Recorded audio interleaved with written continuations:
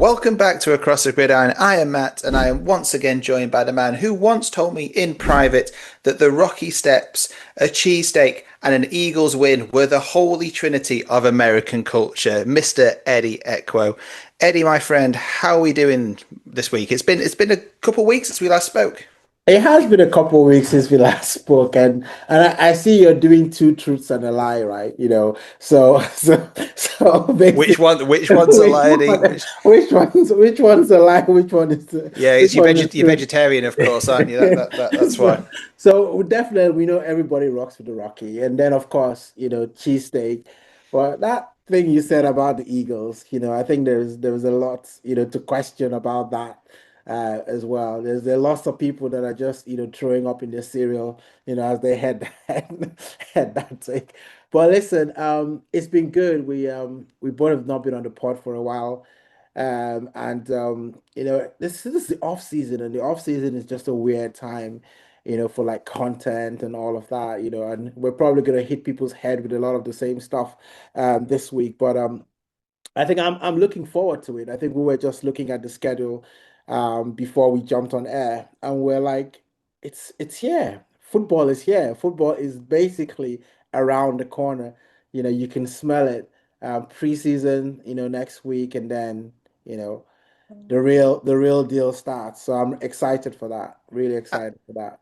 Absolutely. Yeah. We've only got four more podcasts or four more episodes left until we get into the season. And I like the way you have already got in the excuse there for our low numbers already. It's not us guys, it's the content post-season now to talk about. It's nothing to do with us, nothing to do with the quality of what we're doing. It's purely because it's the off season. So anyway, as you said, we are going to try and muddle through this next 45 minutes so the best we can. Yes. There's a few things we want to try and talk about today. So let's just get straight into it with our regular section now. I'm just going to call Eddie's Cowboy Corner, where we will literally for 15 minutes hear you rant about something to do with the Cowboys. But what are we talking about this time? It's once again, it's Micah Parsons' contract. Nothing seems to be really progressing here, does it? Is Jerry Jones playing a bit of a dangerous game here, Eddie, in your opinion? Honestly, I think we're all sick and tired, of this as Cowboys fans, right? It's like the same thing, different season. And honestly, right, at some point, someone has got to say, "Hey, Jerry Jones, don't hurt yourself. Let's just take you. I mean, he's 82 now, so I don't even know why, he's being so predominant in the Cowboys affair, right? And you've had a good run, as the Cowboys owner, GM, coach, everything, because you pretty much want to do everything, as a Cowboy owner. And every time you let your players feel undervalued, right? Going into the season, that's just gotta suck, as a Cowboys, player. Because you get drafted by the Cowboys, and with the fanfare, America's team, draft night, everyone wants to put on that Cowboys cap, because you know that you're gonna be on television, it's your dream to play in the NFL, and then you play for the Dallas Cowboys, one of the most prestigious teams, out there. And then you go out there and you play your socks off. You go and do well. It's almost like you get punished for doing well as a Cowboys player. If you're a number one draft pick, or you're the first round draft pick, or even a second or third round, and then you actually fulfill what you're supposed to do, which is make the team. Every rookie wants to make the team. And then the next thing that you want to do is be a starter. So you check those boxes. And then when you become a starter, you want to play well. So are you going to Pro Bowls? Are you in the conversation about, best players in your position? And, Cowboy players must almost be sick to themselves when it comes to this. Last year was Dak Prescott, CD Lamb, basically almost taking out their caps and begging for their money. It's like, what are we doing here, right? And Stephen Jones, said, I think a couple of day was it today or yesterday? He was saying something like, "Well, Michael will get paid. He has to want to be paid." And Hmm. I'm like, what does that actually mean? He has to want to be paid. I mean, this is a guy that last year was saying, "Hey, listen, he won't mind signing his contract now. He doesn't even want 40 million. He said that. They said, listen, I'll sign my contract. I'm ready to get my contract running. But what do the Cowboys do? They wait. TJ Watt gets paid. Max Crosby gets paid. Miles Garrett gets paid. And then you want Micah Parsons, who's arguably been one of the best players every season. He registers more than 12 sacks. Even in a season when he was injured, which was last season, he still had 12 sacks. That is ridiculous numbers, for a player in that position. And so, you start this thing, going into training camp, and people are sort of saying, is Micah going to be there or not? Is the Cowboys going to pay him or not? I feel like, the Cowboys are like, well, if you want to get paid, come and take less money. But if you want more money, we'll make you wait. And we'll make you wait and wait and wait and wait, until we're happy to pay you. And then what are we going to do? We're going to pay other players in the team. So just today, it was announced that Jack Ferguson, the Cowboys tight end, has just signed, a contract, 50 something million, dollars. And this is exactly what the Cowboys did. Because I remember back then when I think it was Zeke who was looking for his money. Then they went and paid, one of the linebackers. They just paid a couple of linebackers. And I'm just like, hold on a second. Shouldn't you be trying to sort out, one of your best players, get that contract sorted, and then you know what money you have to then pay the rest of the players? But the Cowboys are reading from a different script. It is so frustrating, honestly. Yeah, it's a weird one. And I think that you mentioned the comment that Stephen Jones made. So Stephen Jones, obviously the exec VP, that we want to pay Micah, but he's got to want to be paid. I thought that's a very, very odd comment to make because by saying that, by putting that out there, you basically said, "Oh yeah, it's Micah's fault." Yeah. You immediately pushing it back on him. I thought that was a very strange comment to do, and it's very much deflecting what the issue is. And look, it's you know Jerry Jones stands up at preseason training, and rather than people shouting Jerry, Jerry, people are shouting sign Parsons. So they're hearing it. They know what needs to be done. And obviously, yeah, you're right with the Jake Ferguson on 4 year, $52 million extension, and there obviously are others in the hopper, aren't there? I mean, just Deron Bland, Yeah. Brendan Aubrey, Yeah. Sam Williams, Tyler Smith, they're all looking to get paid. I suppose that if I was to play devil's advocate, that you the way you just framed it is pay Parsons first, and then Yeah. you see what money you've got left. Yeah.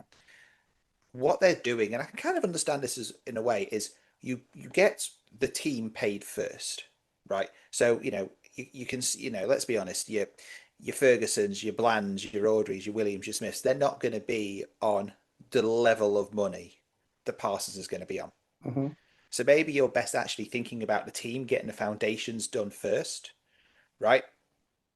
And then okay, well now we've increased our salary cap by X amount of money. Now we know how much that we're going to pay Parsons. It's they're going to probably pay him.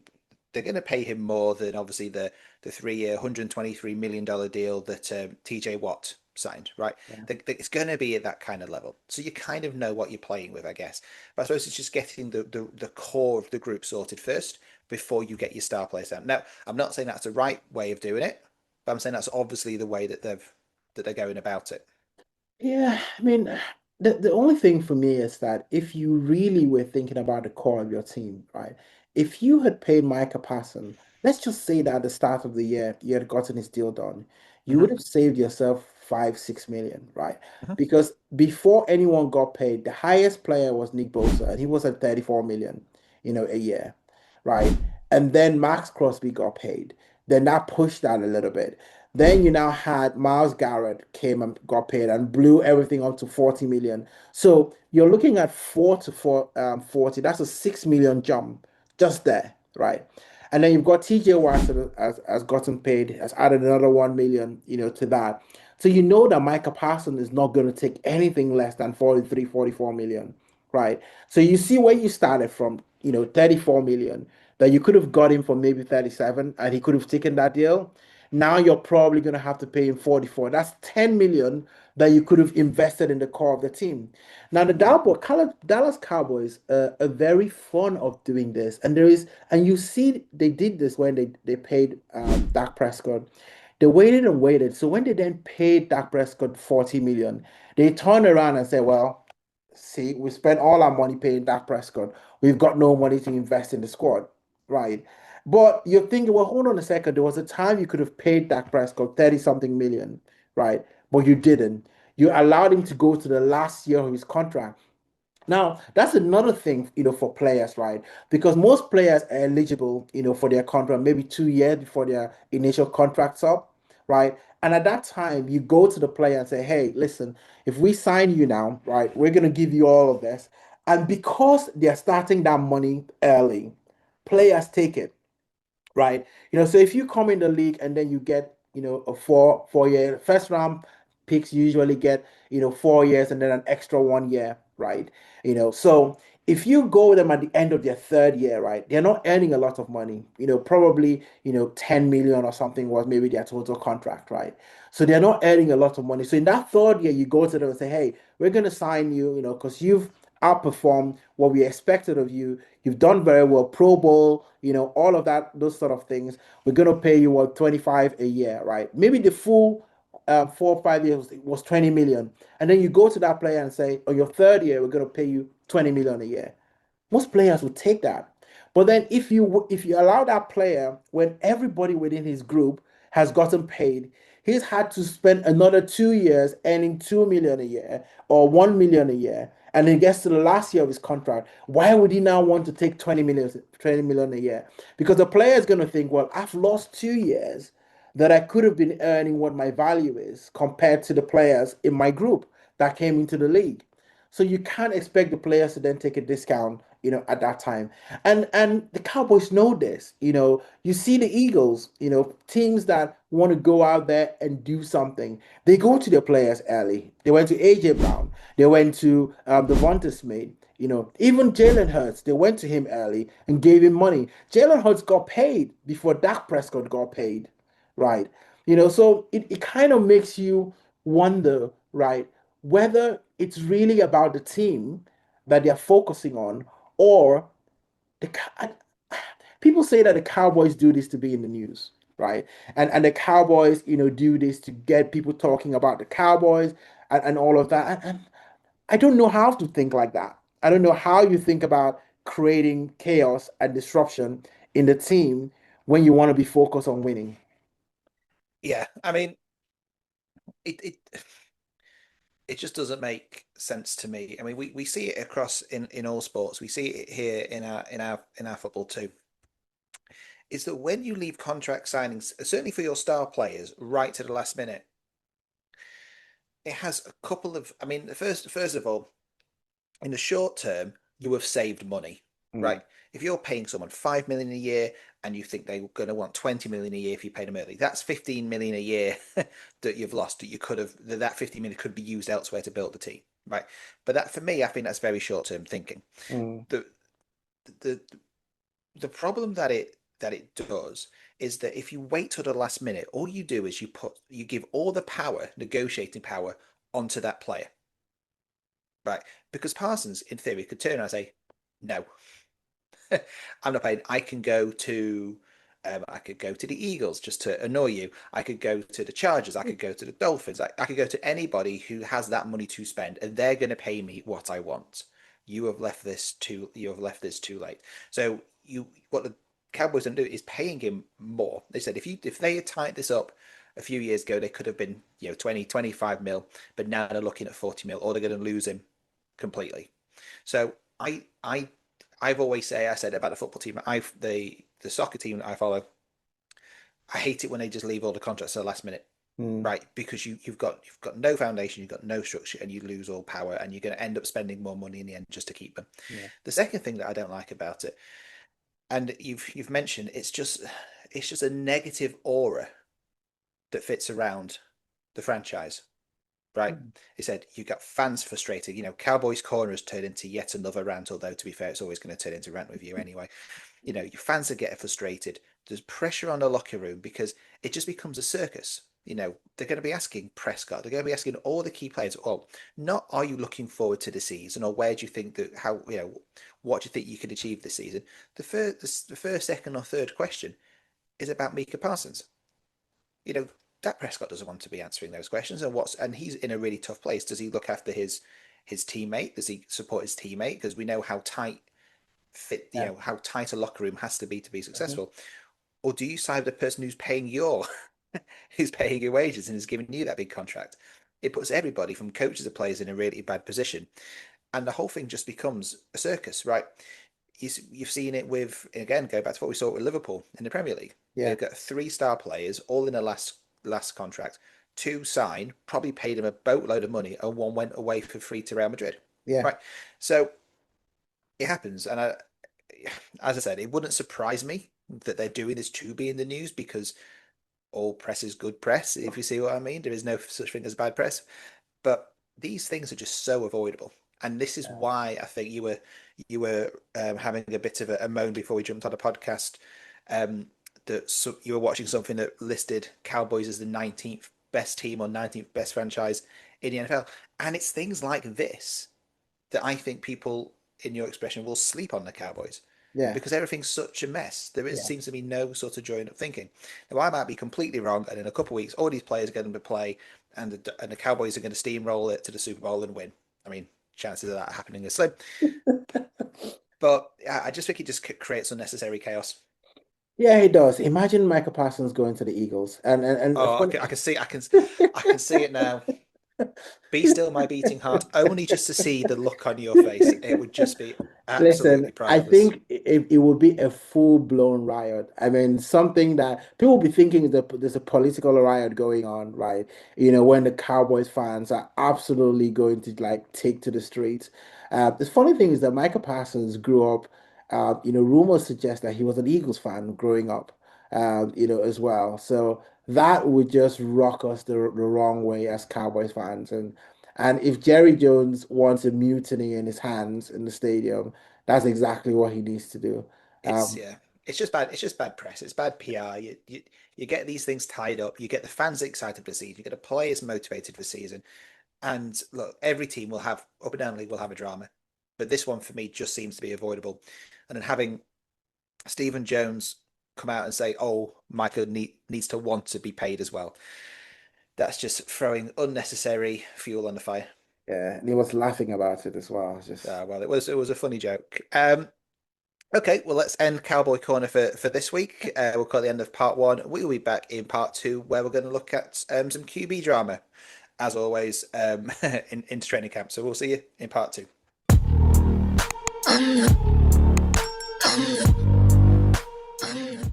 And welcome back to part two of this week's Across the Gridiron. So, Eddie, let's talk about more drama in the NFL. And I use drama loosely because we are trying to hyperbole everything at the moment because it's off season and there's no real drama anywhere. But let's talk about some of the QB stuff that's going on in preseason, specifically with the battle for the starting QBs at both the Cleveland Browns and the New York Giants. So let's start with Cleveland first. Now, we've talked about the Cleveland Browns. They have pretty much four quarterbacks coming into preseason.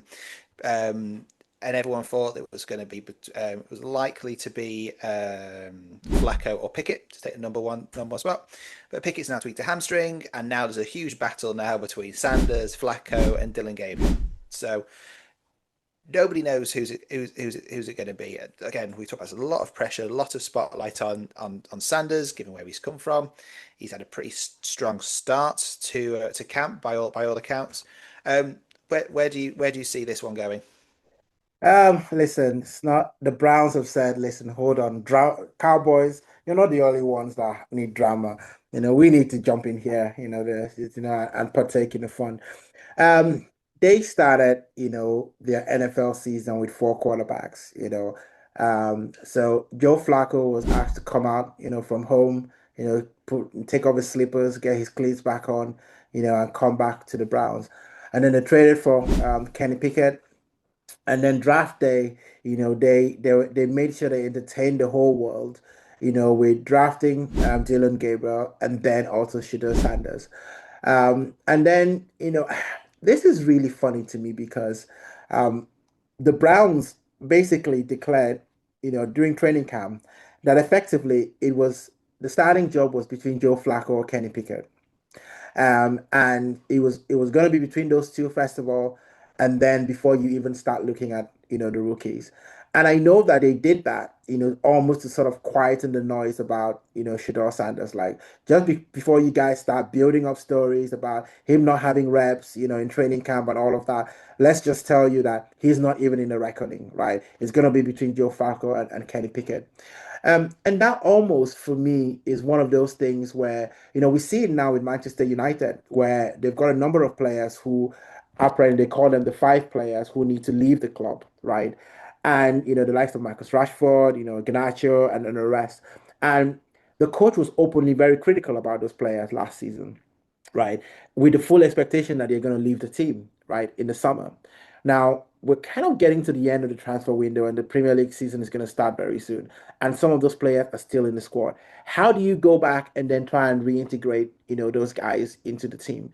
And I feel like when you almost kind of make the statement that they did, with regards to Joe Flacco, who everyone knows that he's on his way out, right? It almost feels like where is the credibility, right? Because more often than not, what's going to happen is he's probably going to start the first couple of games. They're going to lose a couple of games. Then they're going to have to turn, around and look at, the rookies, one of the rookies, and say, oh, well, now, we need you to come in and save our season. And they've not been getting, enough practice, not getting enough reps and all of that. And yes, people might say it's very difficult to give reps to four quarterbacks. But I think it's very, very clear that the quarterbacks that you have on your roster, right? You know Joe Flacco, what he is, what he could be, right? Kenny Pickett, you know what he is, what he could be. This is Kenny Pickett that was at the Steelers, went to the Eagles, didn't even knew he wasn't going to play at all, and now he's at the Browns, right? So why are you not deciding, I want to see what my future looks like with this rookie quarterbacks? And actually, it should really be between the rookie quarterbacks, right? Fighting for a starting job. And then you've got the veterans, to kind of help them, and mold them into what it means to be a quarterback in the league. And I don't think that there's anyone that if the rookie started now, and let's say they didn't start very well, I think you buy yourself a lot of time. You buy yourself grace because people expect, hey, they're rookies, right? They're not expected to come in and, absolutely take the league by storm. People expect growing pains from rookies. But now you've given yourself absolutely no out right now because with Kenny Pickett being injured, well, we don't know how long his injury is. Hopefully, it's not too long. Now you're almost, declaring Joe Flacco, you're anointing Joe Flacco as the starter, right? So what happens in week 4, week 5 if it doesn't go well? Where do you pivot to? So I think it's really going to be interesting to see how they play the next couple of weeks. Obviously who starts in preseason, with all those quarterbacks, because you see the Browns and say they've got the making of a good team. They've got a good defense, right? And potentially, if they can just decide what we want to do in offense, who's going to lead that offense, they could be in and amongst it, right? I know we discounted them in the division that they're in, when we did the preview last week, and we're kind of like Browns, and that's it. Yeah, Browns are also there. They are also there. But it makes for drama, right? It makes for drama, but I wonder whether it's actually necessary drama at all. Yeah, look, it's a tough one. I think for me, I don't think either Gabriel or Sanders are starting QBs yet, Mm. right? Sanders, the fact that they picked Gabriel ahead of Sanders um, shows me that Sanders was almost like the Hollywood headline that they wanted to bring in, and basically just to see what he's like, see what he's got. For me, Flacco is 100% starting week 1, unless he picks up a knock and Pickett is available. Um, I think from what we've read and what we've heard is that Flacco's been getting most of the reps. Sanders is getting more. I think he started, getting the lowest number of reps. Now he's not. He's getting a similar sort of rep, but he's only going against the second string defense with the second string O line, right? Mm. So Gabriel started well. He was accurate, but then apparently over the course of the weekend he was getting more erratic. So I don't. it'll be interesting to see where they go. But the fact that they can default to Flacco, who knows the league, who knows he knows what it takes to be a starting QB, that is where they're going to go. Or Deshaun Watson, who knows? Bring back, And he's bring him still in. there. He's Sometimes still there collecting you his forget paycheck. that he's there. Well, I mean, it's crazy. They've got five QBs. I don't know. I mean, Watson's injured, isn't he? Is that officially he's injured? Yeah, I mean he's injured, but I mean he's not. No, but he's apparently he's still in all the training rooms and in the quarterback room and he's there at training and all sorts. So I mean, I think they've made the drama here, haven't they? They've Yeah. got well, they've got one senior, one senior-ish QB, and they've got for some reason they went for two rookies to see which one I think is going to be their third string, and then the fourth one is either going to be cut or he's going to be in a practice squad. Mm. It's going to be Flacco or Pickett. It's going to be starting. It's not like what we'll talk about in our when we talk about the Giants in a second, where I think that's a little bit more clear cut. But it's surely going to be Flacco who's going to start. Would you agree? Um, I think they have no choice. They have no choice but to start Flacco. I think that they've painted themselves in a corner because you've not prepared the rookies, to actually start, right? They've not been getting enough reps. They've not been getting enough, plays and practice and all of that. So you're basically saying, listen, if it doesn't work out, with Joe Flacco, then we've got nothing else. And maybe, like you say, Joe Flacco is experienced in the league. He's going to be steady. And then, maybe the coach is trying to say, well, look at me, just watch me, go ahead and do something that nobody thinks is possible. But Mm. I mean, the Browns is one team, right? There's another team that is absolutely, in the same position, maybe not as bad, and that's the Giants as well. So the Giants have got Russell Wilson, they've all got James Winston and Jackson Dart as well. And from what people are saying, that Jackson Dart hasn't really been, pulling up any trees, so far in training camp. And I think Dayball has actually declared, that Russell Wilson is going to be the starter. You know, and that's probably very quick, right? I didn't think that was gonna happen. I thought they might be a little bit more of a, let's see whether between Russell Wilson and Jameis Winston, who becomes the starter. A bit like what the Browns are doing. But it just came out and said, hey, it's Russell Wilson as the starter. But it does say a lot about Jackson Dart. And it does go back to the draft. When we talked about, the fallout from the draft, and we talked about all the QBs that were drafted before Shador Sanders. Jackson Dart was one of them, as well. So are the Giants sitting down and saying to themselves, we could have had, a quarterback that arguably, as what he's shown in terms of his accuracy so far. And yes, like you say, he's not been playing with the ones, playing with the twos and threes, but it's kind of one of those things that we always talk about in our own sport over here. And it's a conversation that people are having now about Arsenal, right? They've just signed a striker, who's been playing in the Portuguese league. And people are saying, can he come and do it in the Premier League? And then it's almost like, well, if you've got someone that scores goals, right? He knows how to score goals. That is his specialty, right? Then yes, he might not score as many goals, but you would expect him to score goals. You would expect him to score goals if he's got the right system and he's got the right talent behind him. And it's a little bit like that. For me, if someone is showing a degree of accuracy, right, he should continue to show that degree of accuracy, even in the league because arguably you're playing with better talent, as well, good wide receivers, as well. So it does actually, beg the question, when these teams draft quarterbacks. What are they actually looking at, right? And we keep hearing the stories, how teams, always getting it wrong, with quarterbacks, and it's just interesting. You've got two teams, Browns and Giants, that are almost saying to themselves, we've got it wrong in our quarterback position. The Browns, more about what they've done now to declare who's the starter. And the Giants more like what did they do in the draft when it came to the quarterback position? Yeah, I mean, I think for personally, I think for the Giants, it's pretty clear cut, right? And it's exactly what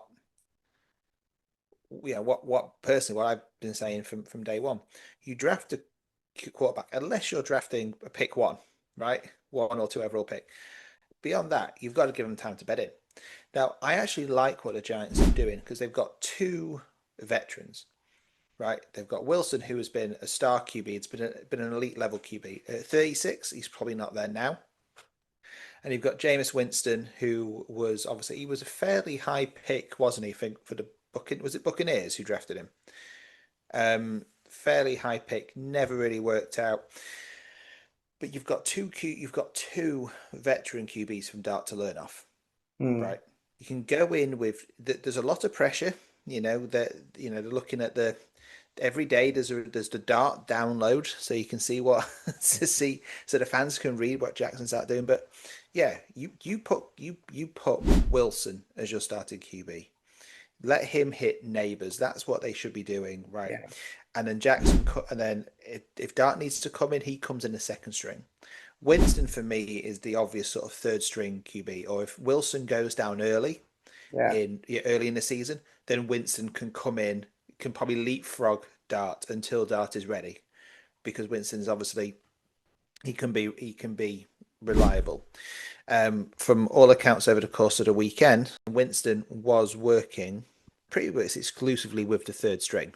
mm, Right. So that is clearly the route that they're going. There's no there would be more pressure on that if you start Dart knowing that you've got Wilson and Winston breathing down his neck. That would put more pressure on him. yeah. So Yeah, yeah. you're right though, because in a funny way, right? Someone could look at these two teams and say, "Well, you're not doing anything different." But I think the difference is the quarterbacks in question, right? Hmm. We're talking about Russell Wilson, we're talking about Joe Flacco, we're talking about James Winston, we're talking about Kenny Pickett, and I think that even if you were going to rank, all of these players, you probably rank Russell Wilson and James Winston before you start to look at Joe Flacco and Kenny Pickett. So yeah, you can if you ask the question, which situation would I rather be? Do I want to be the Giants or do I want to be the Browns? I think I want to be the Giants, right? Because I think that I've got a situation there where I've got two players that have been successful in the league and they can be mentors, to Jackson Dart. And like you say, Malik Nabors is a stud.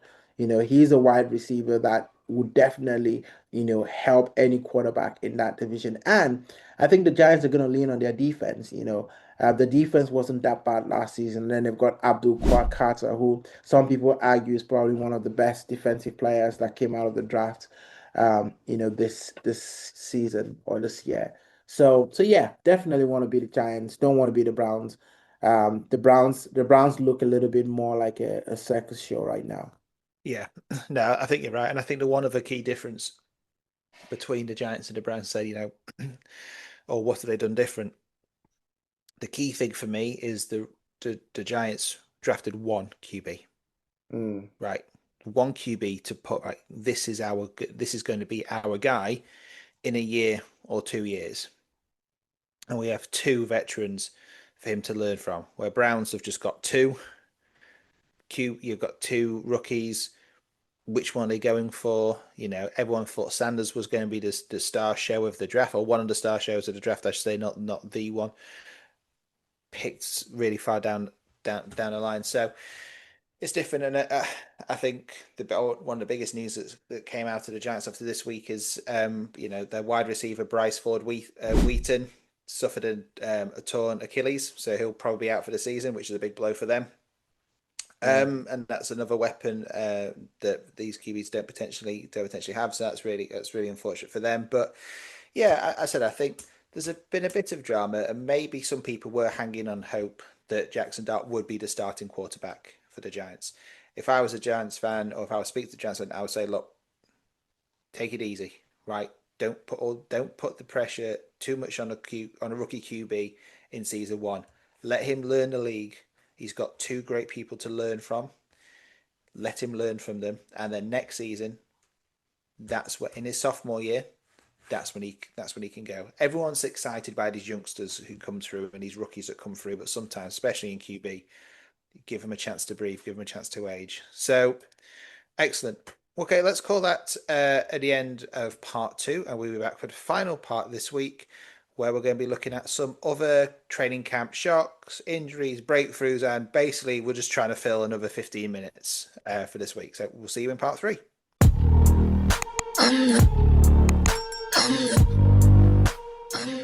Welcome back to part three of Across the Gridiron. So, Eddie, let's wrap up this week and look at some of the teams who are already dealing with a few injuries or injury scares. Because there's a few other stories that's coming out of training camp. So, what's been catching your eye so far? Um, yeah, I think trading camp for me, um, the Jaguars have been an interesting story because Travis Hunter's been in the news. And, before he joined the league, everyone was talking about, is he going to play as a wide receiver? Is he going to play, as a cornerback? And in training camp, he's been doing both, which is very, very interesting. And I think what that does is if I were the Jaguars, I would be taking advantage of the commercials that come with that because eyeballs are going to want to have, see what's going to happen. Week one, I will play Travis Hunter in both positions because what that does is that it's going to be like, what? People that didn't watch that game will now be looking forward to watching the Jaguars. Um, and I think that Travis Hunter might be the missing piece, for Trevor Lawrence, because he was a number one overall draft pick and he has not fulfilled his potential at all. And he's had two coaches, since he got there. And now he's got a new coach, and I really want to see him step up. And I think when you have a good receiver who's undeniably a good receiver, that is Travis Hunter, you would expect that he would elevate everybody else in Jaguars. Because I think, everyone is saying all the good things, about him, his level of play, his work effort, his commitment, his demeanor, and all of that. So I'm looking forward to seeing Travis Hunter. Hopefully, they let him loose in the preseason game. But I will be surprised if he plays a lot because they'll probably be thinking about let's keep him for week one. let's Well, yeah, not, let's they let's not jinx it.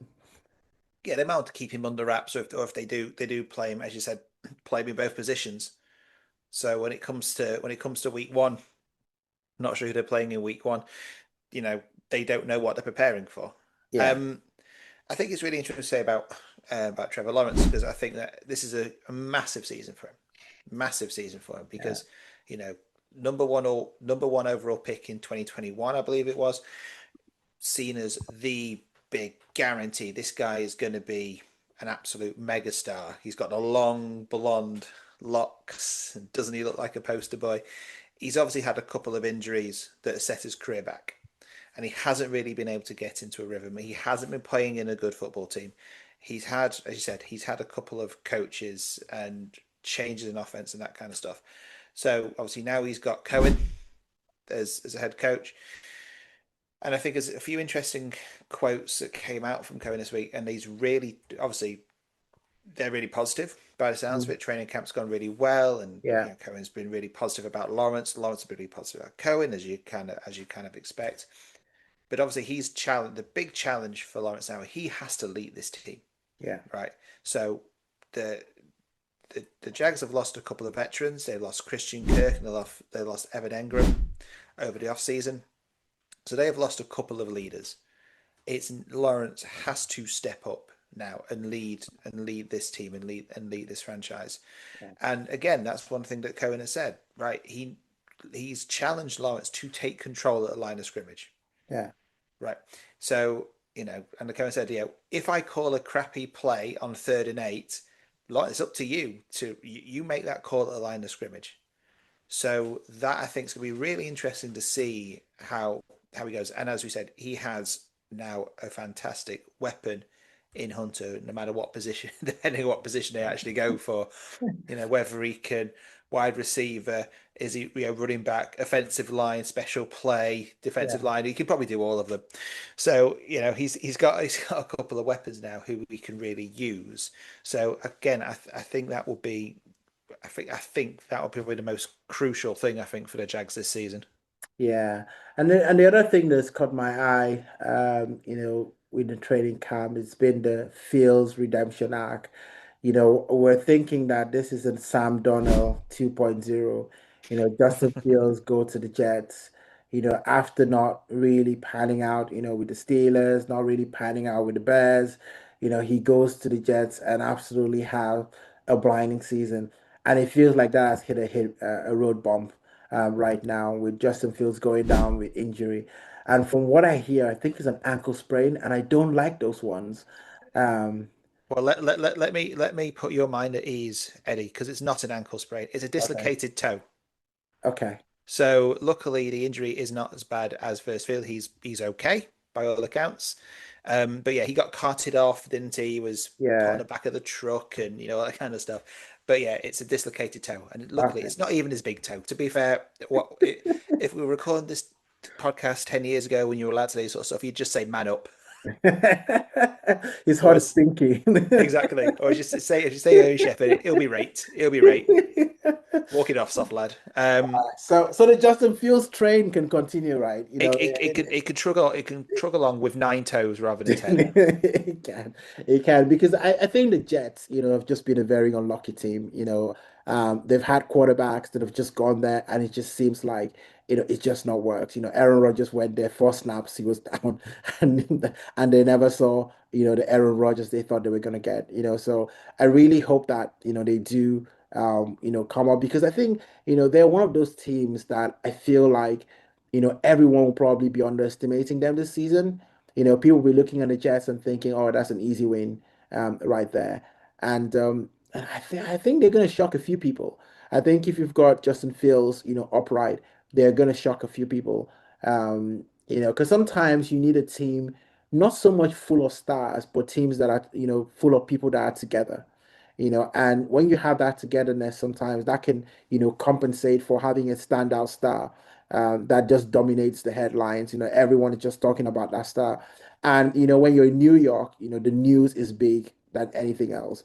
So I think the Jets would do well with not having a lot of distractions, as they say, and just focus on football and try and get out of the division that could be there for them, right? Because I think other than the Bills that everyone is pegged, to potentially win that division, everybody else has got a chance. Patriots, Dolphins, and the Jets. They've got a chance to make it out of that division. Well, I think they've got a chance. I think everyone's playing for second place and a wild card, right? Yeah, And again, as a Dolphins fan, that's realistically where everyone is. Everyone knows, unless they have an incredibly bad season, that the Bills are, 80% certain of winning that division. But there is no reason why the other three teams can't have a decent, you know, winning record this season, and go in and take those wildcard places. I'm really interested in Justin Fields. It's a shame he's moved to the Jets for me personally, because he's a guy that I generally root for. I feel, again, we talked a little this about we talked about Dart. When he joined the Bears, he had so much pressure on him, right? Like mm, an unbelievable amount of pressure. So he was a top quarterback draft in the 2021 draft. Where was he taken? Um, I think he was taken Justin 11th, Fields. 11th overall. Yeah. It was, the Bears traded up to get him. They traded up with the Giants to land him. And I think at one point I remember listening to a podcast who said that before he'd even, had a snap in preseason, he was already the most popular sports person in the city of Chicago. I mean, that is absolutely crazy. And I think that was more because the Bears were bored of. I think Dalton might have been the starting quarterback Yeah. then, or they hadn't had particularly luck. And all of a sudden they've got this bright, shiny new quarterback. Um, and again, he was starting second string behind Dalton. That's where he was starting, and he had three. You know, again, without going to it, without knowing all the ins and outs of his career, without looking at the stats before, he seemed to do reasonably well. He wasn't spectacular at the Bears, but the Bears again wanted to trade him and get the next shiny new young quarterback, which obviously they got last season. And he ended up moving to the Steelers, when it's between him and Cam Wilson, and they went for Wilson. They said they bench Fields, so again, so I just kind of think, is he going to be one of these QBs who never lives up to his potential and he never finds a home? For me, I think the most compelling comparison to Justin Fields, not in terms of the way he plays as a quarterback, but would be Baker Mayfield. Mm, Baker Mayfield, he got drafted. It was the Browns. Was he got drafted by the Browns? Highest QB pick I think of his draft. Bounced around, couldn't quite do it, but now he's found a home as an excelling at selling at Buccaneers. And I hope the same happens with Justin Fields because he never feels like he's had that home. That he's never really feel like he's been able to nail down that starting place. And I hope for him that Jets is the place to do it. And when he got injured, there was obviously, he was told he was going to be the starting QB, which is what he would have wanted to hear. You've got Tyrod Taylor, who's probably the backup there. yeah. But luckily, it's just a small injury. He hasn't gone full Aaron Rodgers and knacked his Achilles in the first week. Um, so yeah, I really hope it works out for him, and the dislocated toe might set him back a couple of weeks. But you were saying we're going to go full circle around this podcast today because you mentioned just off while we were offline, if he was injured, that there might be someone ready in the wings who they could trade up for. They could, they could, and how exciting would that be? I think that would absolutely just everyone would be buzzing from that for so many reasons, Yeah, right? but Benny, you've got to say who it's going to be first, because at the moment it's just me and you who knows this conversation. You've got to say. And that's Shador Sanders. There we go. Imagine if they traded for Shador Sanders, right? Um, you go to a team, like the Jets, New York, with the lights, the cameras, all of that, the big city. That would suit Shador Sanders, absolutely. And he's grown up under the spotlight with his dad and everything. Just imagine him being, the Jets. That would just that would just be absolutely crazy. But I mean, if Jets, if you guys are listening, go get Shador Sanders. You're not gonna do too much wrong.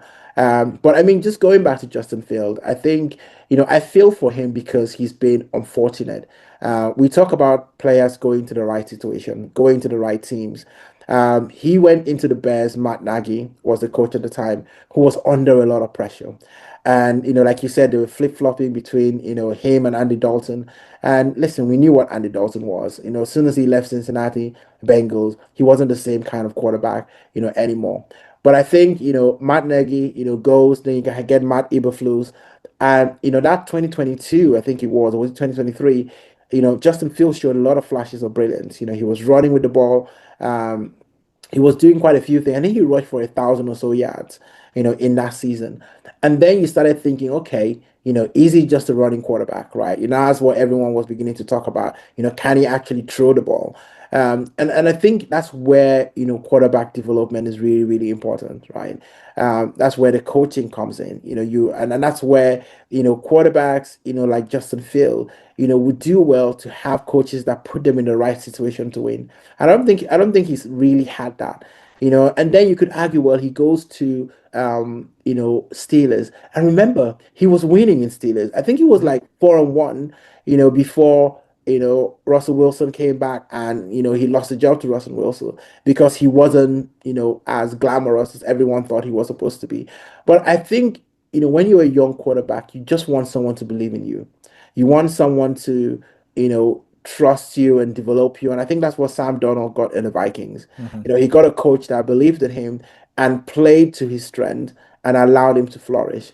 And I think he might get that, in the Jets. And if he does get that in the Jets, I think that might, we could see, something. I mean, I don't know if anyone can replicate what Sam Darnold did. I think sometimes I still, think about that, and that's just absolutely crazy, what Sam Darnold did, last season. But even if he comes anywhere close to that, I think he would do a good job at repaying, or repairing what people thought of him as a quarterback. Yeah, I think so. And I was just looking at some of his records. You were right at Pittsburgh. He started 6 games and he was 4-2. Right. So again, not bad, but that compares to his 2-8 at Chicago, two and Yeah. three and 3-12, 5-8. Okay, that's not a best record. So I might.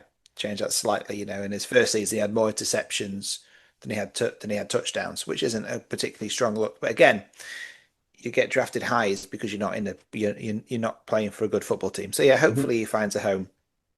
But it wouldn't surprise me after people beginning to get waived. Look out for the Jets. I think they've got another quarterback signing coming. Because if you look at the depth, right, you've got Justin Field, starting QB, injury permitting. Yeah, His backup is Tyrod Taylor, yeah, right? So Tyrod Taylor, 35-year-old vet, been there, done that, got the Super Bowl ring, everything else, right? But then behind those guys, you've got Adrian Martinez, never don't think he's taken a snap in the NFL, waved him off. He's been in and out of the practice squad. And then you've got Brady Cook is their rookie, an undrafted rookie, right? That for me, they've only really got two quarterbacks there. So someone like the Shador Sanders, if this is why I think it's going to be really interesting. Again, we are going full circle here. That if people actually see that him or Gabriel as well to mhm. give him his flowers for a little bit, if either of them do well but get cut because no team can afford five quarterbacks, right? Because they're still paying Watson, even though they're not going to do anything with it. You can't Yeah, pay.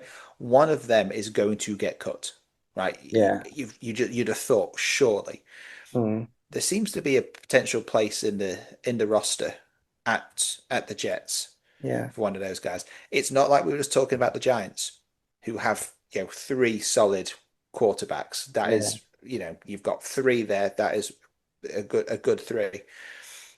There is room there, right? So it wouldn't surprise me, and I think your half joking, half serious spots might actually pretend to be in a good shout, depending on how things go at the yeah. I Browns. So know. I know. And you heard it here from our podcast in see case you see know. what happens, Eddie. You see what happens when you stop talking about the bloody Cowboys for 5 minutes. You actually make some good points.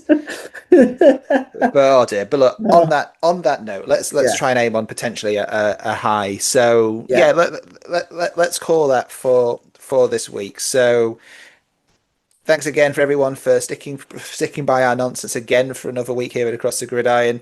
If you like this, please like, subscribe, do all that fun stuff. Leave us a comment below. Who do you think is going to be? What are some of the key things that you're noticing in this preseason? Where are the main dramas? Who do you think is going to be the starting QB for the Browns? Are we talking nonsense? We probably are. Let us know in the comments below. So Eddie, please take us home. yeah. It's absolutely flown by, our conversation. But I want to say thank you to everyone who's rocking with us.